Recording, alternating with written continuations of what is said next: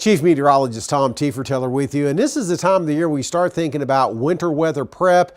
Then that goes into severe weather prep, and one of the things you always need to have is a good bug out bag or survival kit with supplies ready to go in case of an emergency, a weather situation or other type of situation where you need needed supplies for you and your family. And we turn to our friends at the Red Cross.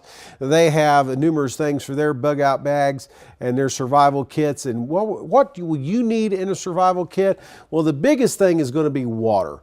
And it takes a little bit of water because you're looking at 1 gallon per person per day. And you're looking at a 3-day supply for yourself in an event of an evacuation or a shelter in place.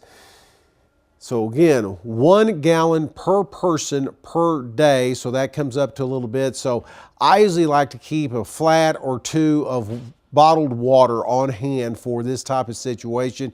Usually a pack of 24 to 36 bottles would be a good thing to have, and usually have a couple of those for a family of 4. Maybe add another one just to be on the safe side, and you can rotate that quarterly in your household so that way you always have fresh water there ready to go. Another thing too is food that is non-perishable. You don't need to depend upon refrigeration or anything else, and it's easy to prepare items, so canned items are a good thing.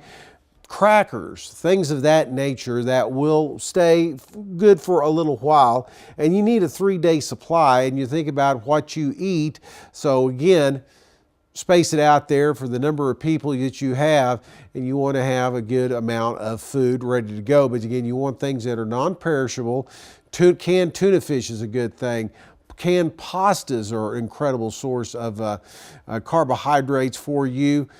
Snack bars are a good thing. Breakfast bars, things of that nature are a good thing to have on hand in case of an emergency and ready to go in your survival kit. Always have a good flashlight, and there's easy ways to get good flashlights today. Numerous sources of LED flashlights that'll last a long time, so you need to have a good flashlight in that. Also, a battery-powered or hand crank radio. Now, they make these that are where you can crank them up and it will generate power that will not only power your phone but also the radio, and a weather alert radio, so that way you're always in the know. Even if the cell phones go down, you always have a source of information. But that's a good thing to have in this. But again, if it has a weather radio in it with an alarm feature, that is a good thing to have. A lot of extra batteries. Keep that in mind, and keep the variety of them, the AAA, the AA, the C, the D, the 9-volt. Make sure you have a variety of what you need for the emergency. And also a big thing too is a first aid kit. I would always like to have a first aid kit that has the basics, but also some extra supplies too. And also within that, you might want to make space for your prescription drugs, the 3-day supplies of those, so that way you always have that ready to go and you don't get caught short not having your needed prescriptions there for a few days. Multi-purpose tool. You know, one of those jackknives that has everything attached to it, a little hammer, screwdrivers, things like that. That's always a good thing to have. And also have some toilet paper ready to go in that too.